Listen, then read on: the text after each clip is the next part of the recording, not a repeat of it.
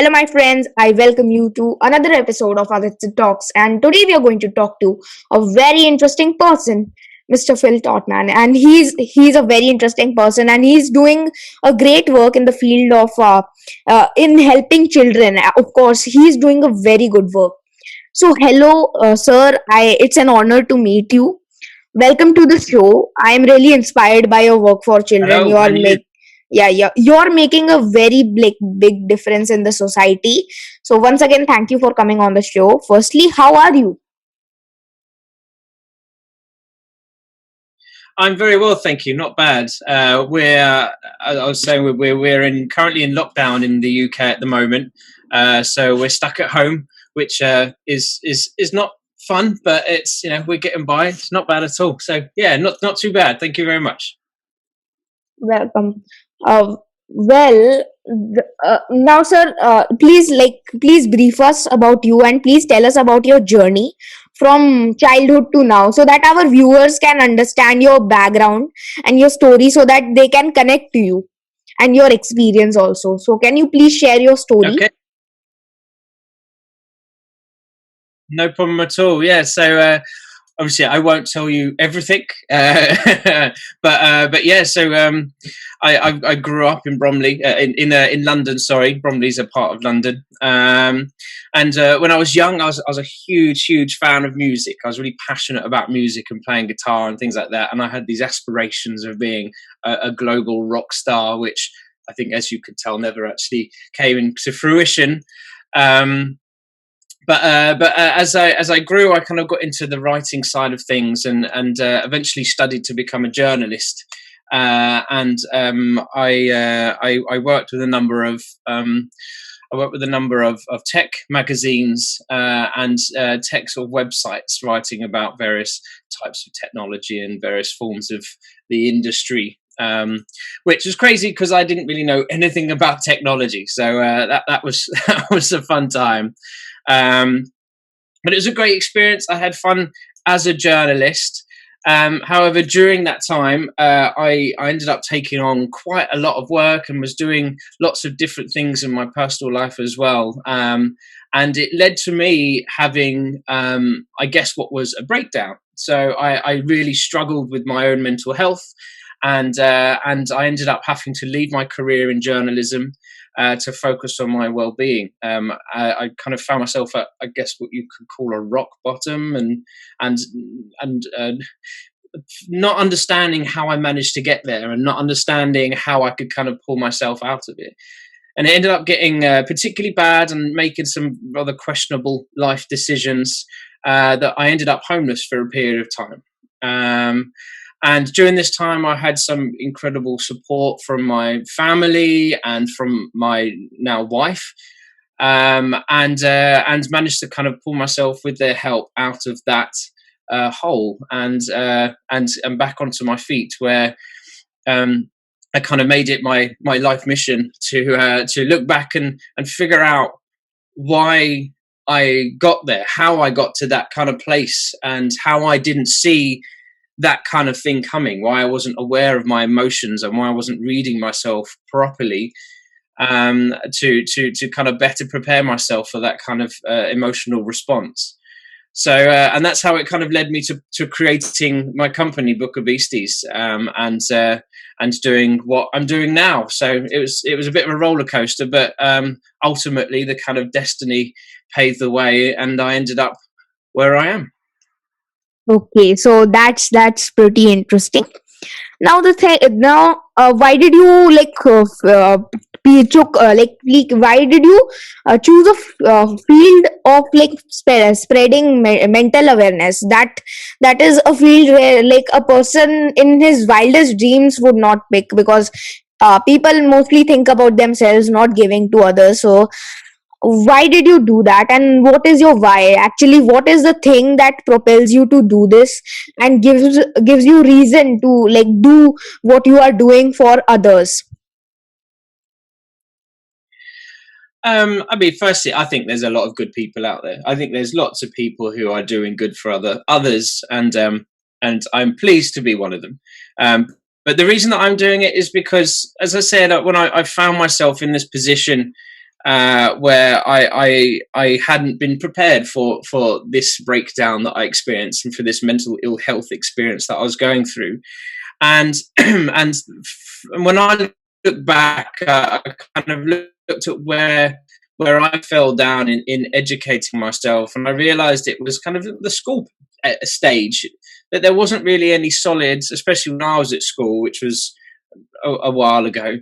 There wasn't any solid education that surrounded mental health and mental well-being and the understanding of, the real understanding of our emotions, and how to kind of prepare for like the inevitable adversities that you're going to face in life. The downtimes. Life isn't all rain. Life is sometimes really difficult, and you have to know how to deal with those times. And I just wanted to create something with my team. It wasn't just me at all. It was my amazing team that I'm sure we'll talk about in a bit. But we wanted to create something that helped children, particularly, not end up in the same position. So it ended. We wanted to help them feel able to explore their emotions and explore their own mental health, so they could better prepare themselves for life, for whatever life has to throw at them. And as we know from this year or last year and this year with COVID, life can throw some pretty bad things at you, and you have to be prepared at the drop of a hat to be emotionally responsible to cope with it. And that's really kind of what we wanted to work towards. That's pretty interesting. Now, with changing times and demanding lifestyles, family concepts have been disturbed by the various factors, or of course, this COVID-19, and children are facing a challenge at home and otherwise. What kind of cases have you come across in the field of mental awareness?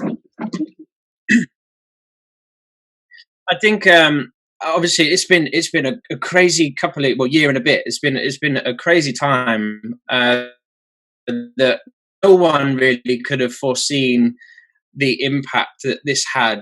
The real impact that this had and is having on everybody. It's not really something you could have prepared for. I guess you could have, but then at the same time, it's always going to be worse than you kind of prepare for. So in terms of particular cases I've noticed, I mean, it's everywhere. It's everyone. Everyone is struggling with the current situation. As I said, especially in the UK where we're in lockdown and we're trapped in our homes. And there's some people are trapped in their homes and they're kind of itching to get out, and there's some people that are going out. The key workers are going out and they're scared. They're scared for how they're feeling. The children that are able to go to school, they're scared of how they're of what's happening, and if they're going to get sick or if they're going to make one of their family members sick. It's just, I think the negative impact of this is being felt across the board. There is in the UK particularly, there is an estimated 1.5 million children who will require some form of mental health support in the coming years following the lockdown.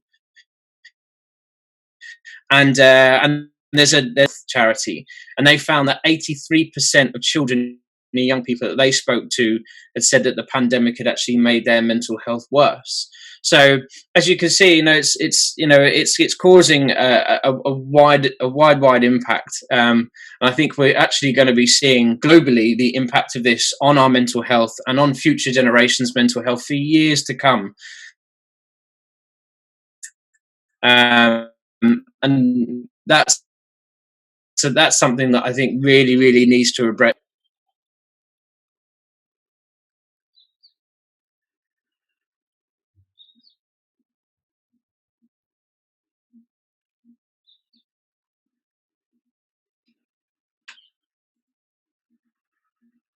Of course, no problem, no problem. Are you recording?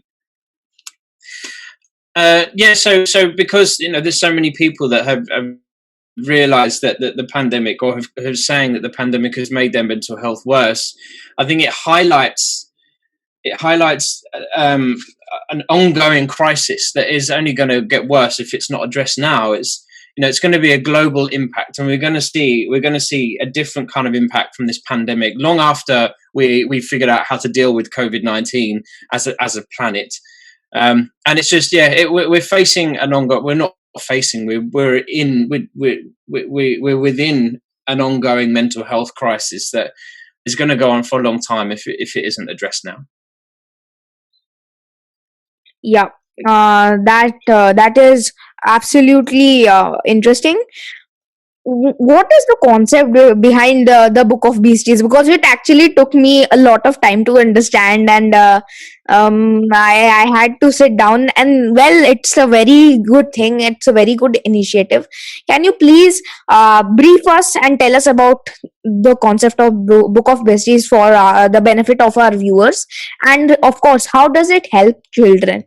Of course. Sure, no problem. So the Book of Beasties is in itself a platform. So we create mental health games and digital resources that can be used in school by teachers, by parents at home, or just by children with each other. And our main resource is Book of Beasties, the mental wellness card game, which is here. And that is that concept is a card game that uses the platform of play to raise a child's emotional literacy. It teaches empathy and resilience, all by encouraging the open conversation about mental health. And what we do is we introduce these characters, so these beasties, and each beastie represents a manifestation of anxiety or depression, or like a collection of emotions. And we need to, within all of our resources, help those characters and help those characters in the game using strange items, but that translate into wellness exercises like deep breathing or simple yoga or simple meditation, practicing good posture or stretching, healthy eating. We kind of cover a load of different topics throughout all of our resources. And we create them in a way that they can be used, as I said, at home or at school, and be woven into kind of the day-to-day curriculum or agenda of a teacher. And it kind of just, as I said, it kind of normalizes that topic amongst children and has them approach it in a playful and fantasy-driven kind of way. We create an absolute universe surrounding mental health, and it's really immersive for those that use it. You kind of get invested in the story that it's based on, and you go on this adventure with this guy called Oscar, whose mission it is to go and help every single beastie. And it's kind of we've seen that the children that use it have a connection. They build a connection with the characters, and they take ownership of each character, and they want to help that character, and then they end up kind of wanting to help themselves, and they want to help others, and it's been we've seen incredible cases of like peer-to-peer support where you'll get your slightly older children working with the younger children, playing the game, talking to them about the characters and all this kind of thing. It's been really kind of beautiful to see this normalization of the topic of mental wellness and mental health amongst young people. So yeah, that's kind of how it helps. And we check in some fun activities in there as well.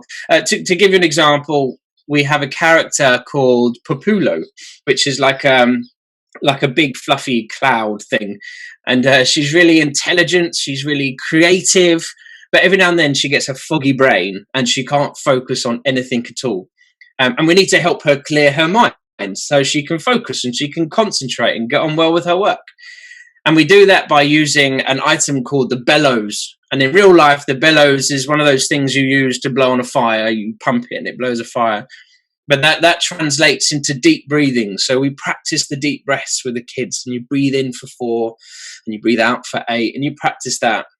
But then taking that one step further, we then introduce fun activities. And for that particular exercise, we introduce paper boat races. So you end up doing an origami boat, and you use your deep breaths to blow paper boats across the table.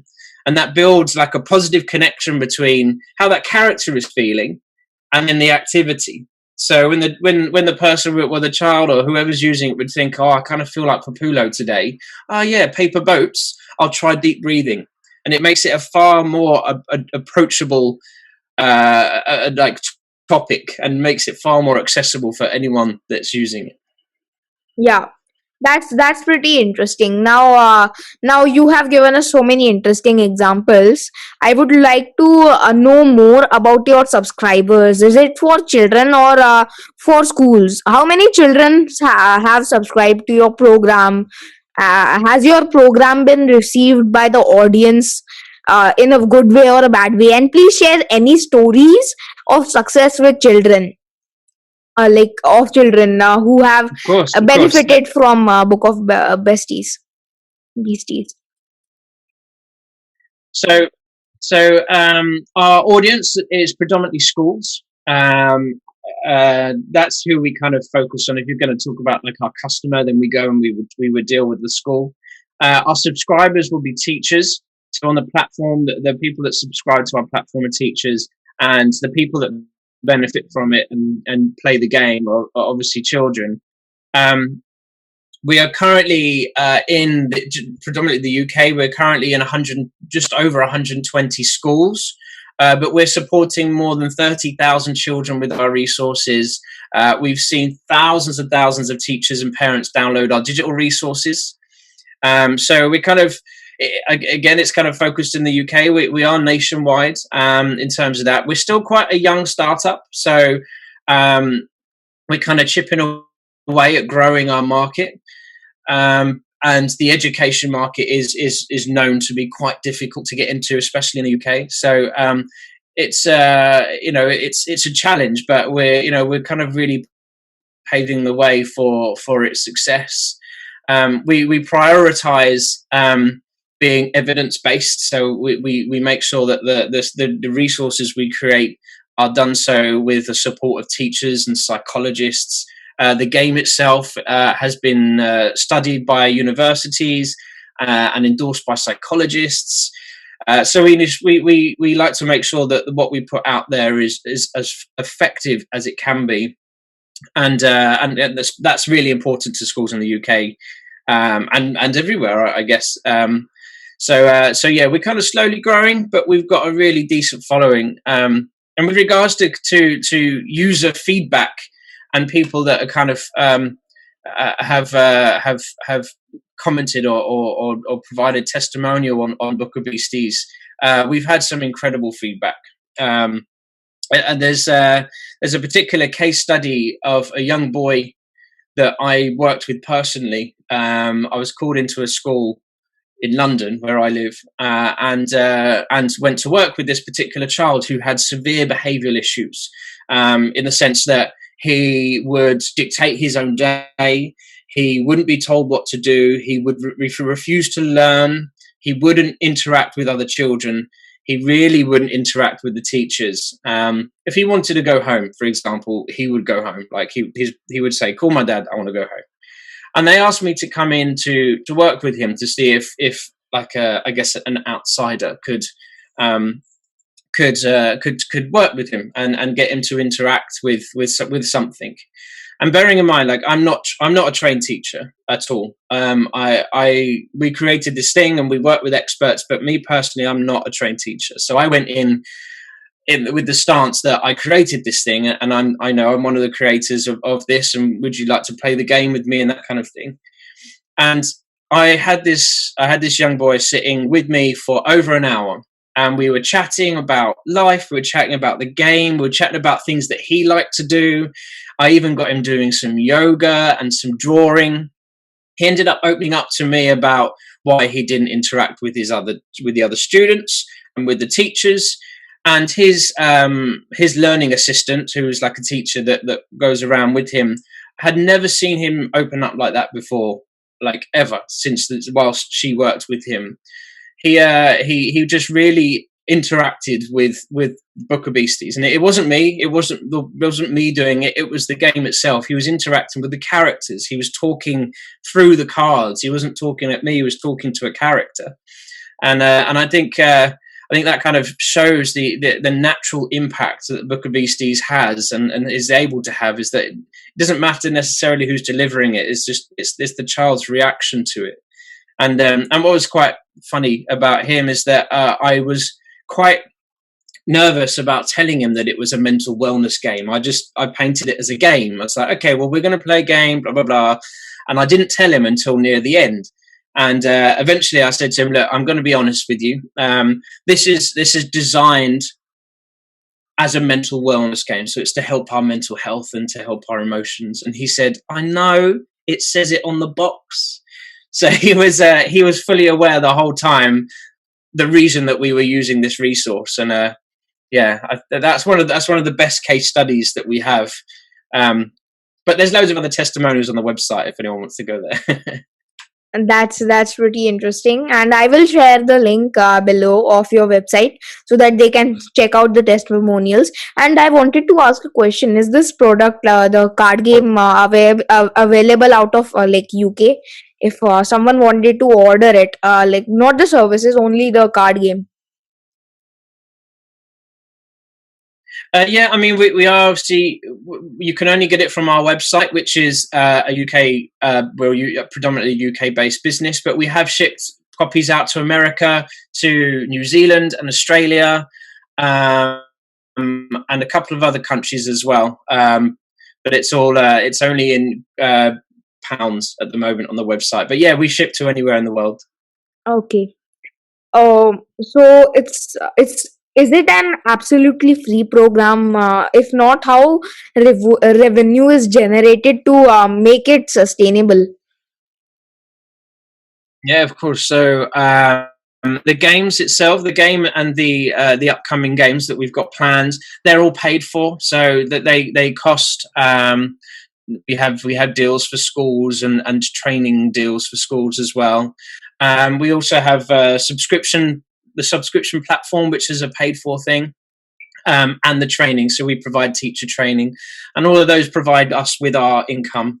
But we've got a load of free materials that are available to download as well. Most recently, we released a remote wellness kit, which allows people or teachers and parents to deliver Book of Beasties remotely whilst the schools were closed during lockdown and stuff. And that's all free to download from our website, along with a load of other kind of free resources on there and fun lessons and stuff. So we tried to put something out there for everybody and for everyone's budget. And especially in the UK, we're comparing us to other kind of resource providers in the UK. We're quite low cost. So we pride ourselves in that. Okay, so as I asked you earlier about is it like about the international thing?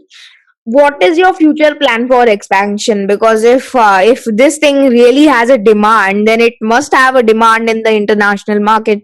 So what are you going to do to expand from UK to global? Because there are many cases in India itself. There is some in some places kids have to take care of the whole house, and they earn the daily wages. So that is happening across the whole globe, and and they also have mental wellness issues.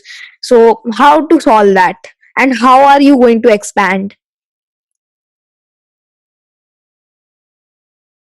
So yeah, as we said, we're predominantly focused on the UK at the moment. It's our home market. We're an early stage company, so we're looking to grow into our home market initially to make sure that we get some footing and that.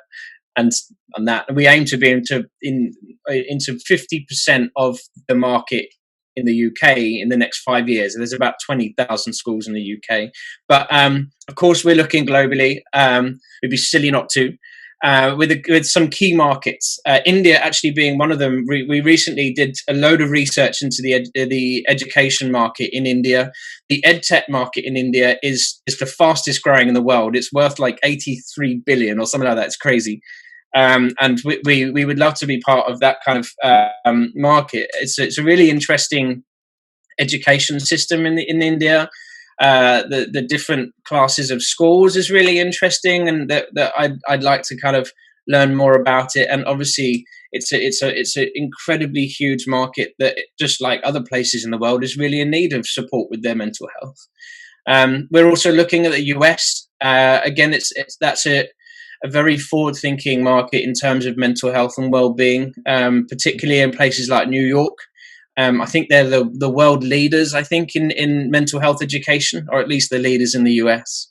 Um, but they are two of the particular markets that we're really looking to expand into in the future. Um, yeah. Okay, that okay. I hope that really happens, and you come to India, because it will be wonderful to see the effect of your product. And now, are you designing more programs like these, like for children? I would like to know more about your team. My team is I think that everything about Book of Beasties. They are all infinitely more intelligent than I am. They're all incredible. I the company would be nothing without the team, and I'm really sort of thrilled to have them on board. We've got some incredible illustrators, designers, with the art director actually being my wife. Um, Business and finance experts, education experts. We've just got a load of talent that works with the company, which I say we're really lucky to have on board. And this kind of mix of talent allows us to create different programs, different projects, focus on different things. We're looking into designing a data collection app soon, which will allow us to collect really kind of essential mental health data from schools. And other games and resources we've got planned. But yeah, none of that would be possible without my team at all. And I would say a good piece of advice in any circumstance in life is never be the smartest person in the room, or if you are the smartest person in the room, don't let anyone know you are. Yes. Um, what like what now I asked you about your Book of Beasties future plan. Now I want to ask you on a personal level, what are your future plans, and what do you want to do to impact the world? I mean, my future plans is to continue growing my family. We have a wonderful little son called Arthur, and I hope that he will be my impact on the world. But on a business point of view, or from a business point of view, Book of Beasties is my impact. Like, this is my, when you think about how am I going to make a difference, this is what I thought about. This is what I want to do. We have so many different resources planned. We're working on one at the moment with another university in the UK, and I'm working with a toy designer that used to work for Hasbro and Lego. Um, and we're creating this resource for better sleeping habits and mindfulness. And I just want to keep creating more and more playful resources. I want to promote the use of play. I want it to become a normality in education. I want it to become a normality when dealing with our mental health. I think adults should be more playful, because play is where happiness lies. Play is where development lies. And I'm just really passionate about, I hate using the word passionate, but I really am about kind of promoting the benefits of that kind of education.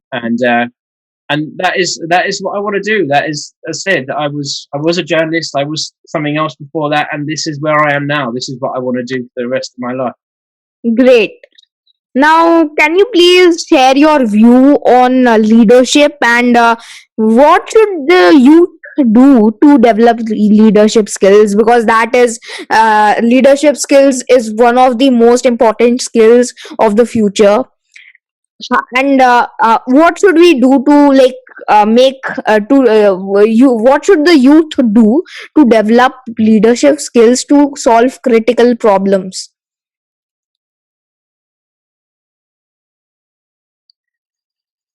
I think I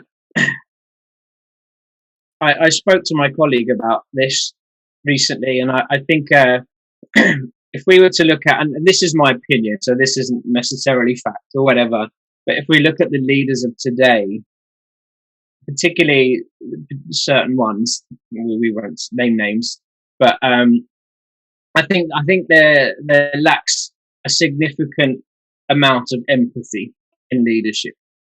And I think if I was to suggest to a young person how to be a good leader, it would be to be more empathic, how to have more empathy for the people that you're leading. I think that is the absolute key to being a good leader. You have to understand and know how your people are feeling, to make the change that is best for them. I think that is one of the absolute key elements of a good leader. Yeah. Right on the jackpot. Well, who are please now tell me, please tell me about a few books that have made the maximum impact in your life to build your character and personality, and why. Because books are actually the one of the greatest things that have been given to us by God and by writers and authors. And there's a lot of experience. It is a gold mine of experience. And every single successful person, I think so, it's my view, has read books. And without books, you're incomplete. So please tell me about your favorite books. Yeah. So I would say one of the books is called Meditations, which is it was written by an ancient Roman emperor, or a Roman emperor called Marcus Aurelius. Yeah. It was his diary, and his diary firstly it's an interesting insight into his day to day life as a Roman emperor, and he lived through some really tough time. In fact, he lived through one of the greatest pandemics in history. So that's quite interesting for recent times. But he lays out a lot of the foundations of Stoicism and kind of having a more Stoic approach to life. And it's something that I found really useful. It's not, I don't follow it religiously or anything, but I find it very useful especially when thinking about business. And, it's all about, for example, if something bad happens to you, it's not so much the bad thing, it's your reaction to it. And that's the kind of thing that you can control. You can't control that a bad thing might happen, but you can control how you're going to react to it. And I found that kind of approach to things to be essential at the moment. And I do recommend it, even if you're not interested in Stoicism. It's just a really interesting book. And the other one, there's books behind me. What's there? The other one, you know what? Actually, the other one is Jungle Book. I just Jungle absolutely Book. love it. Yeah. I grew up with that story when I was little. When I was young, I played Mowgli in a play. It was really embarrassing, but I absolutely love that story, just because it's a great story. Yeah. It's also one of my favorite non-fiction stories, and I love it. It's a very great book by Rudyard Kipling. Now, Yeah, yeah. so what you have done has inspired so many people to become better, and your startup having such a great impact on the world. Such great work cannot be done without inspiration. So please tell me about your inspiration, the people who inspire you Um, to do what you do. I say, like, there isn't necessarily any one person that's inspired me. I think as I said, there's a lot of, as I said right at the beginning, there are a lot of good people in the world and throughout history, and I enjoy meeting them, and I enjoy talking to them. I enjoy learning about them, and each one has different elements. Each good person, whatever, people might define a good person in different ways, but ultimately, someone that it's something that I try and teach my son, and I can't remember where I learned it. I think it was in a Disney movie or something. I can't remember, but it's about the importance of, when you arrive in a place, you make sure that when you leave, you've made that place a little bit better than when you got there. And I think that's in a Disney movie, but it's a good life lesson nonetheless. And I believe that that's what makes a person inherently good, is that they want to make their surroundings better. And there are Yes. lots of people that do that. And I wouldn't like to name a single person, um, just because I wouldn't like to name a single person. But if I had to, then it's got nothing really related to Book of Beasties. But I'm a huge fan of Radiohead, which is a band, and Tom York is the singer, and I've always looked to him for inspiration on various things. So yeah, that. I would like to ask you a question.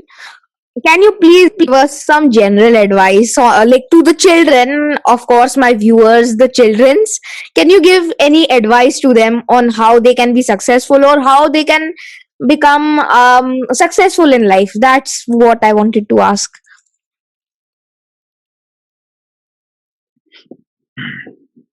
From my perspective and my experience is, if you are passionate about something, if you have done your research and you know the path that you're on and you are passionate about what you're doing, there are going to be lots of people that don't understand the path that you're on. And there's going to be lots of people that paint themselves as being a lot more knowledgeable than you are and will try and tell you to not do what you're doing because it's not the right decision, or it's not going to make money, or it's not going to do this, or it's not going to do that. If you're passionate about that thing and you've done your research and you know the path you're on, don't listen to those people. Don't Yes. listen to those people at all, because everyone is, they're intelligent people, are great, but they are intelligent in their field, and it doesn't mean Yeah. you're intelligent in your field or what you're doing. If you work to do something that you're passionate about, and this is, loads of people say this, then you don't work. You enjoy every day. You enjoy every day working. You enjoy every day living, and you'll get lots of these negative voices pop up. And I would just say, selectively, don't listen to them. Yeah. There are obviously going to be some that, if you're going to make a bad decision, they're going to, whoa, whoa, whoa, whoa, don't do that. But I would say selectively, don't listen to them. If you're passionate about what you're doing, keep doing it. Yeah. Now, lastly, no, lastly, please tell me, please advise two people whom you would like to see and learn from on the show. Yes, there's one person who I work with. Her name is Yashim Kunta, and she is a toy designer and she's a play expert. And she's worked with, I mentioned earlier, Lego and Hasbro. She's worked with some incredible toy companies, but she promotes the use of play in corporations, so in businesses across the world. And she's worked with some huge companies. And not only is she really intelligent and knowledgeable on that, but she's a very inspirational person. She's very positive and she's very smiley. And in fact, we live quite close to each other, and we're working on a few projects. And she's been one of the people that have made this time just a lot easier to kind of deal with and cope with. And the other person, I would say, on a similar vein, she's also a play expert, and again, I'm biased on the whole world of play and stuff like that. So I love these people. There's a lady called Jess Amato, and she's from Arizona. And she's a very inspirational person. She works with parents across America, and teaches them the benefits of play. And we're actually running a workshop with her on soon, that shows parents how to play and how to kind of enjoy it and find their inner child in a way, which is something I think as adults we need to do more of. Never grow up. Never grow up. Yeah. I hope you enjoyed this show, because I certainly I did, and I hope my viewers, you also learned a lot from this session I had with Mr. Phil. And now, please give me advice.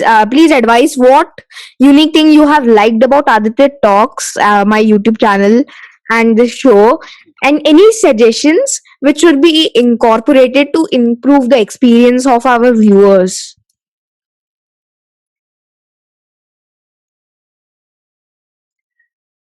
Can you repeat that? Sorry, it broke up in the middle there.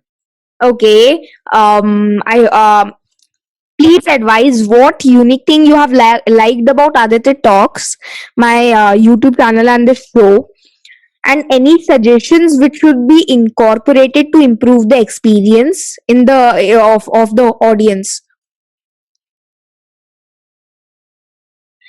I really enjoy talking to you. I think you're really interesting. I like meeting new people. So I think you're fascinating, and I love what you're doing. I've watched some of the other interviews as well, and it's really great. and some really, really interesting people. I would say just keep what you're doing, man. Keep doing what you're doing. It's a great thing, and keep spreading the word about people that are making impact in the world, because yeah, more people need to see and learn more about those kind of folks. So yeah, good work for you, man. Any advice? I said, just keep doing what you're doing. You're doing an incredible job. I wish I had that kind of drive when I was your age. I really do. I think yeah, Well, it's really admirable. yeah, actually, I also have a lot of inspiration behind me from my family. They support me a lot, and they made me read a lot of books from when I was young. So that's what made me do what I'm Yeah. doing. I It was very interesting to talk to you, and I learned a lot from you, and you have become one of my gurus now. And well, I hope we will have more sessions like these in the future.